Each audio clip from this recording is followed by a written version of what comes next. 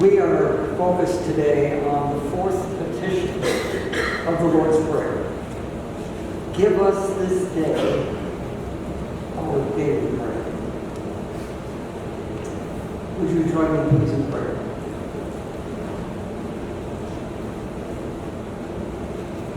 O Lord God, your word is rich and full. And oftentimes we have filters and blinders and we become deaf. So open our ears so we might hear, open our minds that we might grasp, allow our hearts to feel the power of your Spirit working in this word.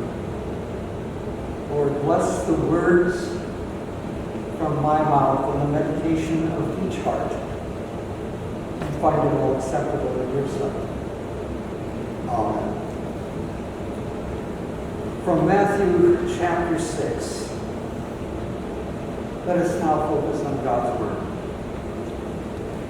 For your Father knows what you need before you ask him.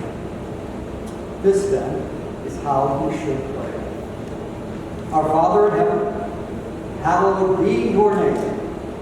Your kingdom come, your will be done on earth as it is in heaven. Give us today our daily bread. Therefore I tell you, do not worry about your life, what you will eat or drink, or about your body, what you will wear.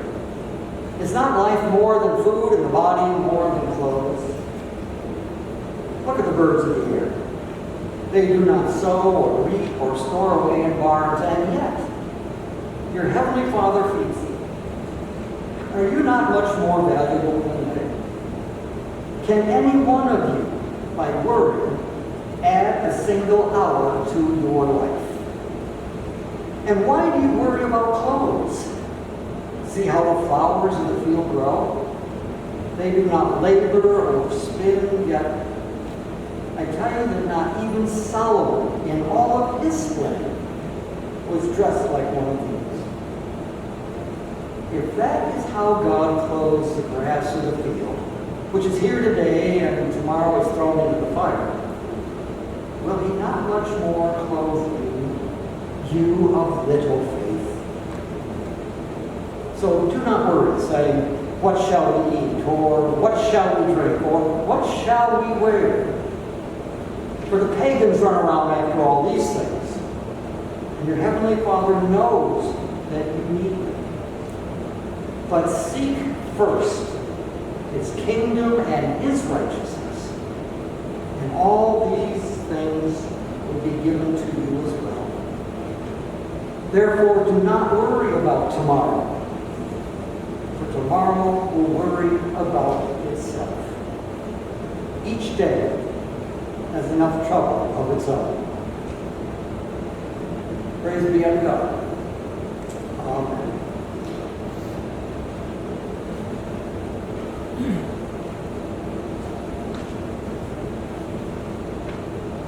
I grew up on a small dairy farm. When I say small, it's only 80 acres large, and we milked 30 cows. We didn't care about the price of corn or soybeans, and we didn't get very excited about trade tariffs, if in fact they existed then. We didn't sell our crops, but we ground it all up into feed for the cows. We baled hay in the summer, we chopped corn into silage in the fall.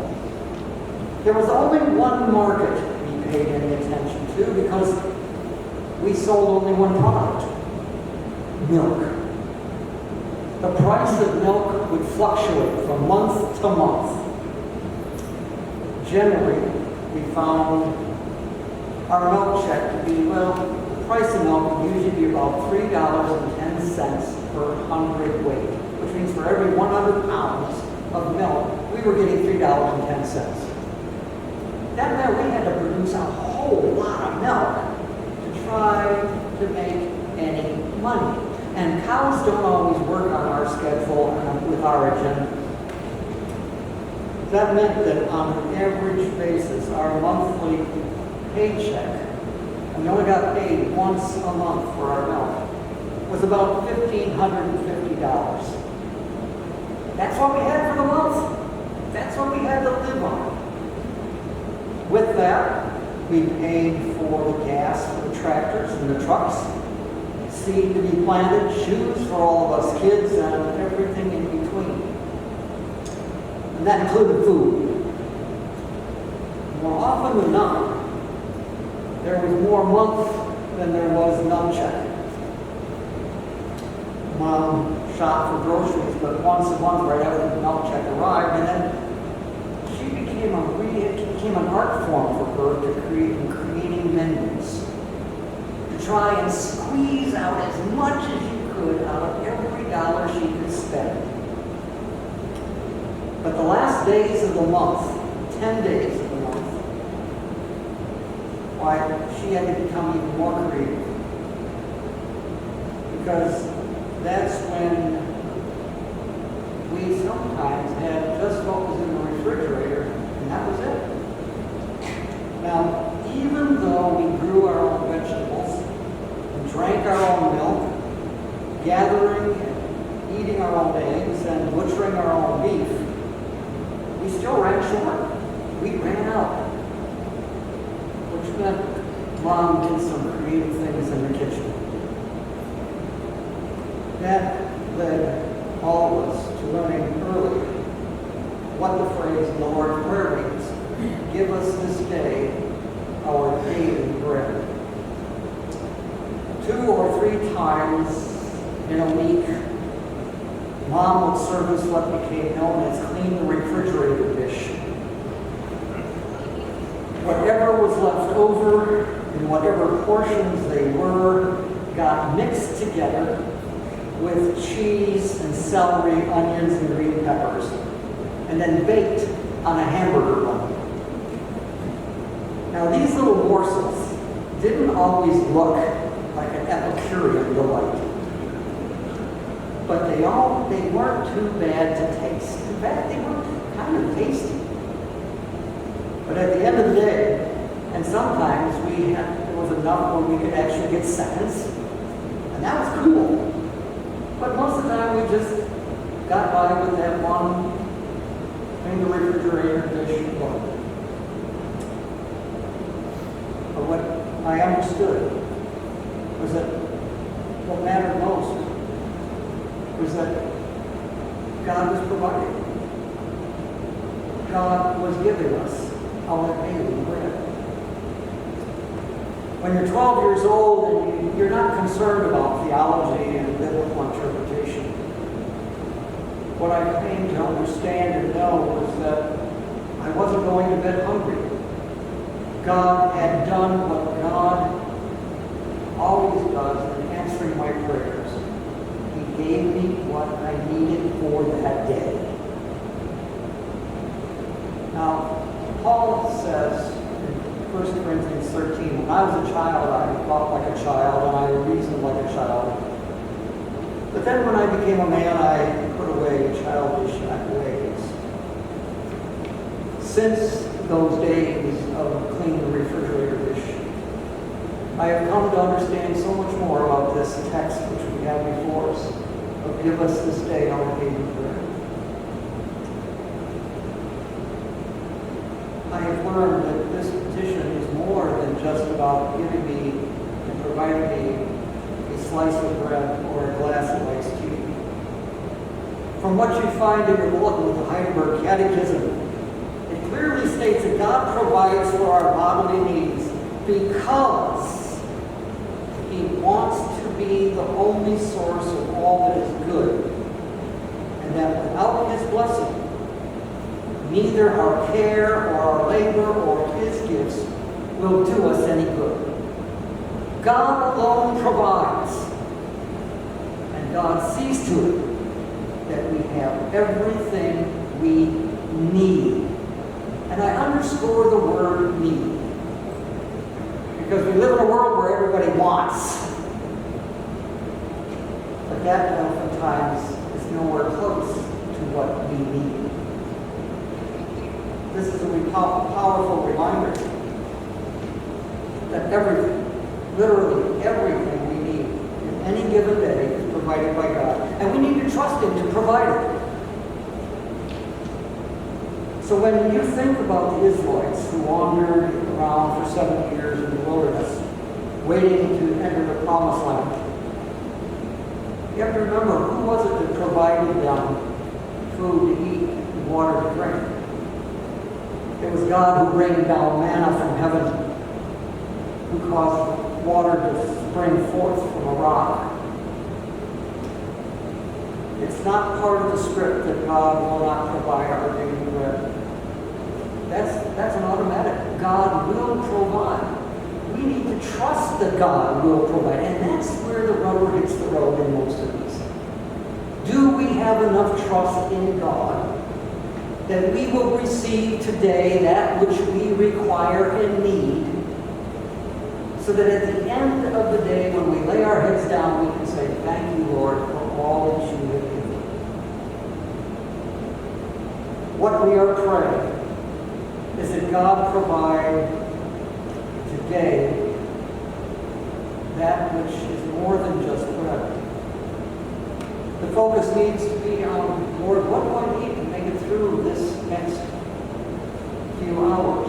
What kind of patience am I being asked to provide? What kind of strength is going to be required? What kind of endurance must there be? Will I have the capability to respond to whatever the new emerging need is in my life? That thing which requires that I be attentive to it. You see, we're not just talking about bread that you can eat, that slice of Wonder Bread, that slice of whatever that you make a sandwich with. What do you need today to physically make it through? Emotionally make it through? To handle the things that are on your plate.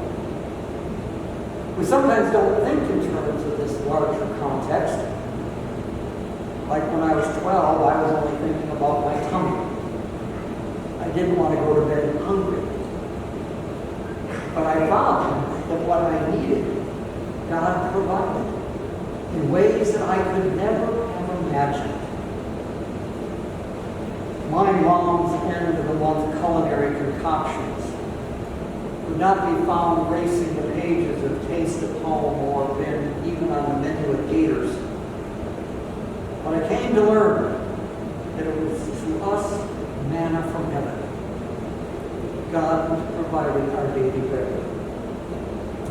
But I also discovered something else in my wanderings through my memory and remembering and pondering what it meant to be a child growing up when I did. Because I also realized that this petition is more than just asking God to provide me with that daily bread to eat, my sustenance to maintain my physical need. I'm also praying to have a day-long, everyday experience of Jesus Christ.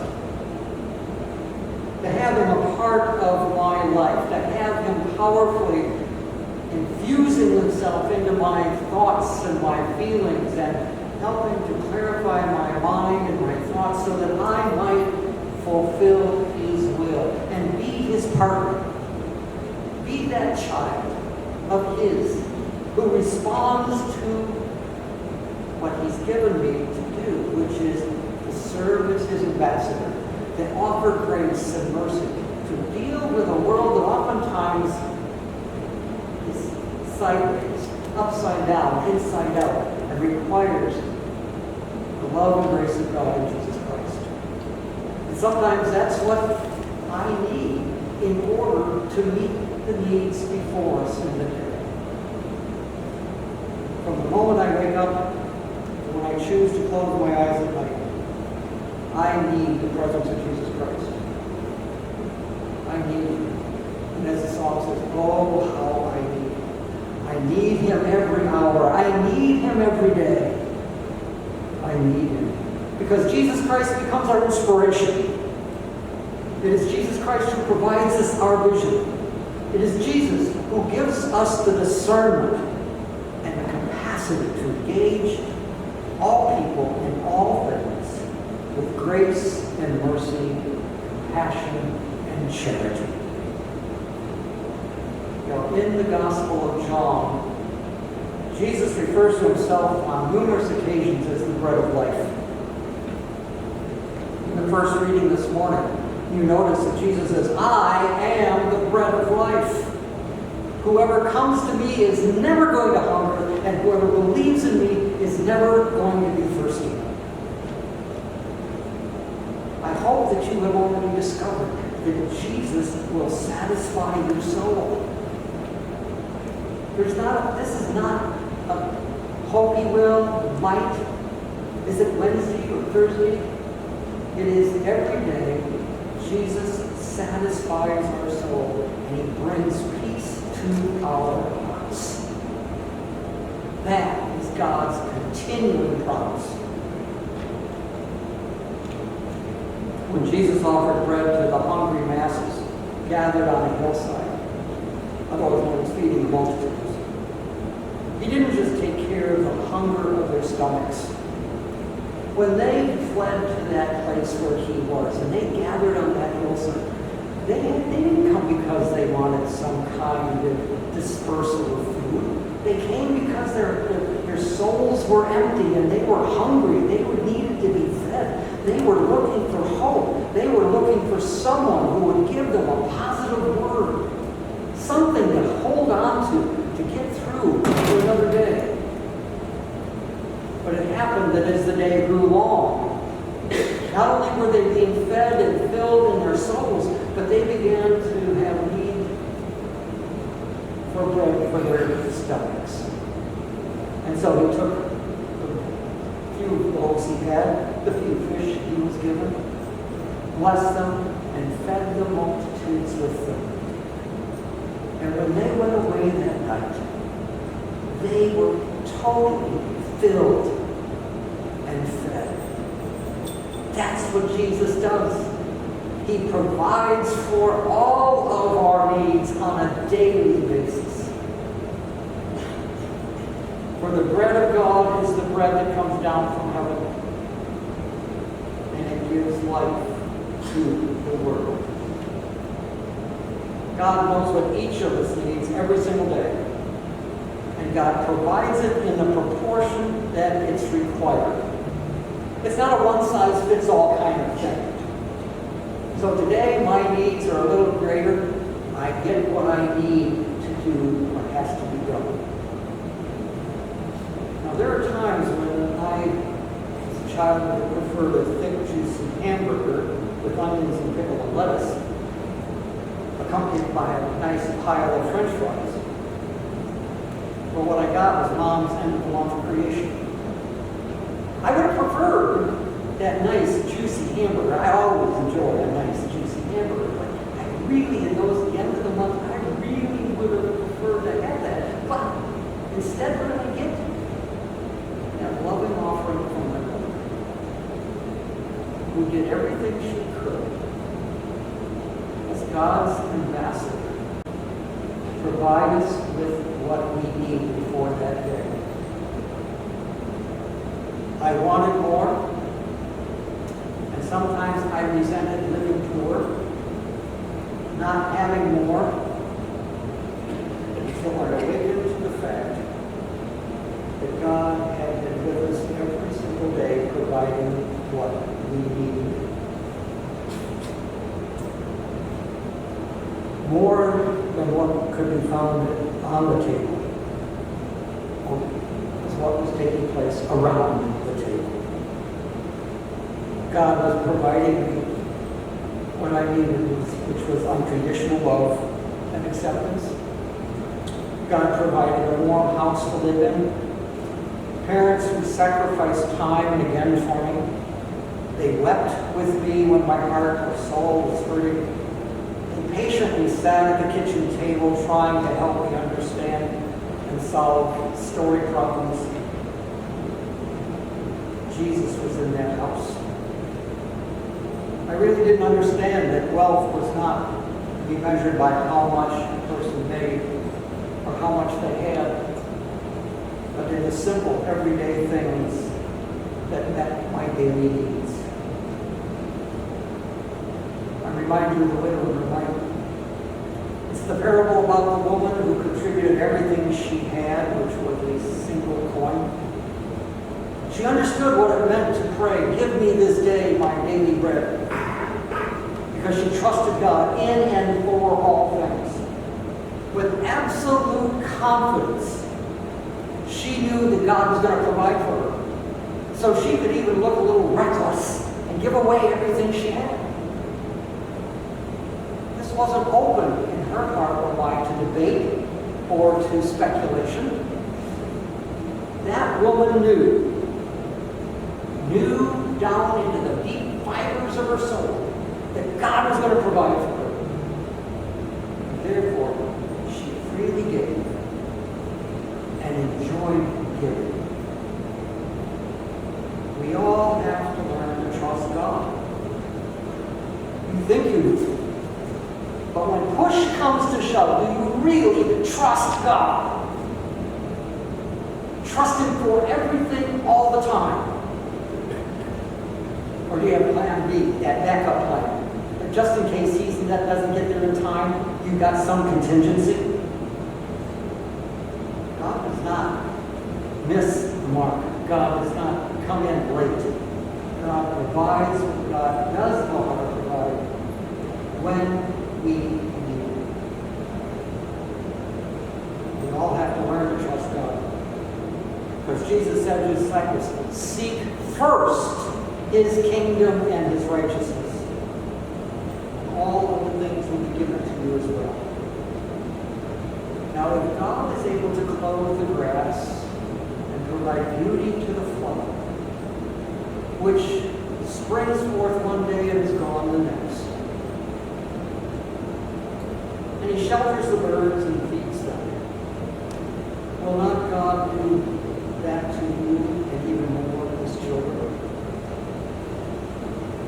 This entire prayer is about trust. Trust in God. Respecting God's capability and willingness to provide for us. Implicit in this prayer is the acknowledgement that we need to be more open and trusting of all that God does and offers. I have yet to find in all of my years and journeys one single solitary person whose life has been made worse by God. God does not take and leave empty. God does not use and not restore. God does not take everything you have to offer and leave you depleted and exhausted. Lord, give us this day our daily bread. I trust you, Lord, to provide me with what I need for this day. I have great confidence in you, Lord, that no matter the circumstance, good or challenging, you will provide me with what I need. When I was back in 1969, I was launching off into my career in ministry, and I was out in Steamboat Rock, Iowa. That's where I was a student pastor. And before I moved onto the field, I was shown the house that I was going to be living in, the manse. Now, here was a single guy in a 2-story, 7-room house. I had a sofa, a chair, and a black and white TV. That's all, and my bed. That's what I had. Until my wife moved in and filled the house with everything I didn't think I'd ever want to need. But the fact is, when that first year, 1969, I was living in this big house. But before I moved in, they showed it to me, and there was someone still living there. It was Mrs. Woodruff. She was the widow of the man I was replacing. He had fallen off of a ladder out in the yard trying to take care of his birdhouse, and he fell onto a concrete driveway, and he was killed. It left her with literally nothing. No insurance, no income, no family. She had no children. No brothers or sisters, aunts or uncles. She was probably in her around 65 to 70 years of age. And she told me her story, which was astounding because on a daily basis, she did not know what she was going to do to pay her bills or to buy food. And I looked at her, I said, how are you doing this? She said, I trust in God. And she told me, she said, she couldn't tell me the number of days she had gone down to the post office to pick up her mail. And there would be an envelope. And she opened the envelope and it was a card. Someone had remembered her and put some money in it. And with that, she was able to get by. Time and again, this happened. I said, where are you going? She says, I'm going down to St. Louis. I said, what's down there? She said, I'm not sure yet. I don't know what happened to her. I got busy living my life and taking care of stuff. And I lost track of this a little bit. But I was humbled that day. Because here was a woman who truly did live out the trust that's implied in this prayer. Give me today my daily bread. As I look back on my career, I never made more than the presbytery's minimum salary. My first call was for $7,000 a year. And yet, you know what? There was not one single day we went without. It was hard at times. I was worried sometimes. I was frustrated sometimes. I envied some of my colleagues in some of the taller steeple churches who earn more. But on those days and in those moments, I had to remind myself that God's good. That God is good all the time, and that all the time God is good. And that I can trust Him for all things in all ways. And He'll provide for me and provide for all of us our daily bread. Praise be unto God. Amen.